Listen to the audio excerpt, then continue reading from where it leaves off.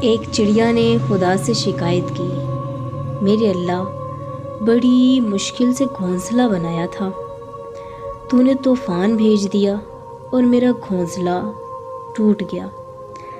آواز قدرت آئی، تیری آنکھ لگ گئی تھی اور تیرے گھونسلے میں ایک بہت بڑا سانپ آ گیا تھا تجھے کھانے کے لیے۔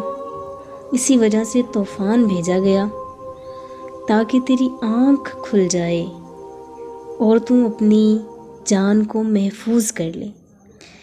انسان کی زندگی میں نہ جانے کتنی مشکلات اور پریشانیاں آتی ہیں، جن کی وجہ سے بعض اوقات انسان اللہ تعالیٰ سے شکوہ کرتا ہے، حالانکہ انسان کو پتہ ہی نہیں ہوتا کہ اس کام میں اللہ تعالیٰ کی کون سی حکمت اور مصلحت پوشیدہ ہے۔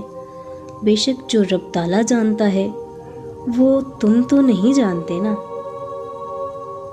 خدا تو ہر ایک چیز کو جاننے والا ہے، اپنی تقدیر کا ہر فیصلہ رب تعالیٰ کے ہاتھ میں دے دو، اس سے دعا تو کرو مگر ضد نہ کرو، کیونکہ جب تم رب تعالیٰ پہ اپنی زندگی کا ہر فیصلہ چھوڑتے ہو تو رب تعالیٰ بھی وہی کرتا ہے جو تمہارے حق میں بہتر ہوتا ہے۔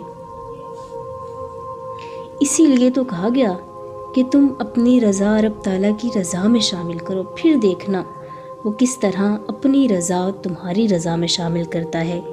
بے شک رب تعالیٰ سب سے بہتر فیصلہ کرنے والا ہے۔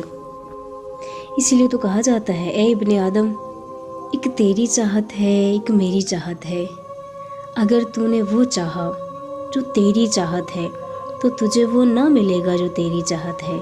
اگر تو نے چاہا وہ سب کچھ جو میری چاہت ہے تو تجھے وہ سب کچھ دے دوں گا جو تیری چاہت ہے۔